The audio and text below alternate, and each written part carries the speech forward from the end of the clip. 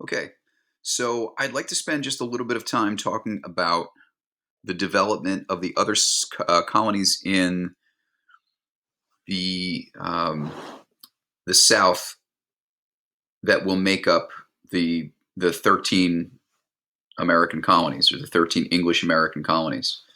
So we spent some time in Jamestown, and now I'd like to expand out of Jamestown to cover everything from Maryland to eventually Georgia. You'll recall in class and in the reading that you did that we talked a little bit about the motivation for the planting of the Jamestown colony, the corporate nature of the London Company of Jamestown, the the who, the what, the when, the where, the why, the colonists, and what will eventually become the royal colony once the English government takes control of the colony from the corporation. We also spent some time talking about the early interactions between the Native American people and the Jamestown settlers, and in a pattern that will be repeated over and over and over again. What we'll see is Native American war after Native American war. And unfortunately, or I suppose fortunately, from the perspective of the colonists and the Americans, they all have the same outcome. 100% of the native wars fought between colonists or Americans are won by the colonists or the Americans. Then we talked about that critical year of 1619, where we have the development of the House of Burgesses. I'll get to that in a minute. And then something that I like to call the paradox of 1619. So, since we didn't get into it in too much depth, I'd like to speak briefly about the House of Burgesses. This is the first self-governing body in the English American colonies. Critically important. It is a Republican-style government in that representatives are elected or appointed from each of the districts that make up Virginia. A governor's council, which was royally appointed, acts as the executive branch. But the legislative branch, the people that are making the laws, are locally elected. This body will be important for the next 150 years. If we fast forward to the 1770s, you can see people like Thomas Jefferson and George Washington and the man in our picture there, Patrick Henry, addressing the House of Burgesses. If you go to Virginia today, Virginia has a lower house called the House of Delegates, which is a direct descendant from the House of Burgesses. So today in 2020, there are people being elected from the different counties and legislative districts in Virginia who make up the same body as was the House of Burgesses. So let's leave Virginia and let's take a look at a few of the other colonies that make up the southern region. There are, as I said, three regions in the American colonial experience. There is the southern colonies, the middle colonies, and you want me to say northern colonies. I wish it were that easy. So we have the southern colonies, the middle colonies, and the New England colonies. And folks, as we're going through these lectures, you can feel free to pause at any time so you can copy down your notes and then make some additions to the notes based on what we're saying here. That symbol to the right, some of you may notice it or recognize it. That's the flag of Maryland. Maryland has what I think is the coolest state flag in all of the 50 states. That, I suppose, is an opinion, not a fact. I have the state flag of Jersey hanging up in our classroom. So when we come back from the quarantine, you can see that in person. So Maryland is a proprietary colony, meaning it was a land grant given to a person by the monarchy. And that person here is Calvert Lord Baltimore. And Baltimore is the largest and most important city in the Maryland colony. See how easy this is. I have the Mary in quotation marks. The reason why I have the Mary in quotation marks is because when Lord Baltimore was putting together this colony along the Chesapeake to the north of Virginia, it was envisioned as a sanctuary for a persecuted religious minority. And if you think about the Mary in Maryland, you'll always remember it. What Christian religion venerates the Virgin Mary? Yes, it's the Catholics. So Maryland became a haven for Roman Catholics. After the reign of Henry VIII and Edward VI and uh, Elizabeth I, Catholics had become a persecuted minority in England, and this was a place that they could go to exercise their religion in the way that they wanted it. So it was intended to be a refuge for Catholics. But because the tobacco money was flowing in, and you could make a mint, you could make millions of pounds uh, farming along the Chesapeake, lots of Protestants started moving there too. And at some point in the 17th century, it looks to the leaders of the Maryland colony like the number of Protestants is going to overwhelm the number of Catholics, and they were worried about their right to practice their religion. So what they came up with is pretty remarkable and an important document in American history, and that's the Act of Toleration from 1649. Here's a football player from the University of Maryland with he's festooned with the Maryland state flag, which again is cool. You wouldn't have like there wouldn't be a Rutgers alternate third jersey with the New Jersey state flag on it. It's just not cool enough, unfortunately. And here's another one. I love the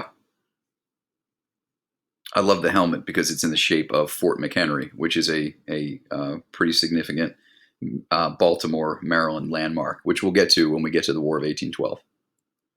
So here's the Act of Toleration, 1649. Basically, it says that if you're a Christian, you can practice your religion in the way that you want. Now, because Roman Catholics were in the majority, you may think that this is designed to protect minority Protestants, but really they were up to something here. They saw the number of Protestants beginning to grow and grow and grow, and this was a way for them to ensconce in the law a protection for their religion as well. So it seems enlightened, but really it's self-serving.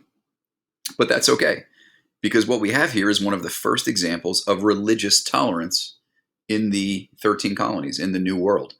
And when we think about our experience as Americans today, we have a place where we are welcoming to, or should be welcoming to, Jews and Muslims and Catholics and Quakers and Anglicans and Baptists and Episcopalians and Mormons and Mennonites, et cetera, et cetera, et cetera. We're a place of great religious diversity, and we tolerate, meaning we accept and allow people to live who are different or worship differently than we do.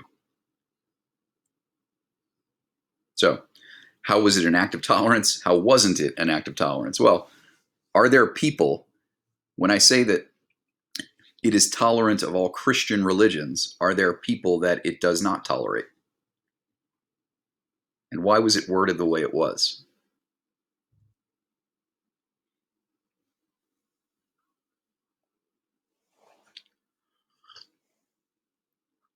Well, if we consider the colonies in the West Indies, if we consider the British colonies in the Caribbean, and then compare it to places like Maryland and Virginia and North Carolina, you'll see that on those giant sugar plantations of the West Indies, there are so many slaves imported for this labor-intensive work that the number of slaves begin to outnumber the number of colonists or white people, in some cases 20, 30, 40 to 1. You're not going to see that in the American South, with a few exceptions. And those exceptions are places like Georgia after the 1770s and South Carolina very early. Speaking of Carolina, let's move now south of Virginia. Carolina was formed about a generation after Jamestown, also as a proprietary colony. So one of the things that we have to consider here is how the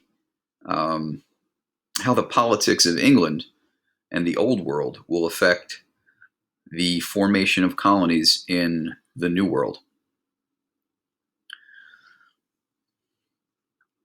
There is a period where the Jamestown settlers and the Virginia settlers lose a lot of contact with England during the interregnum. So you remember from your world history studies last year that there was an English Civil War.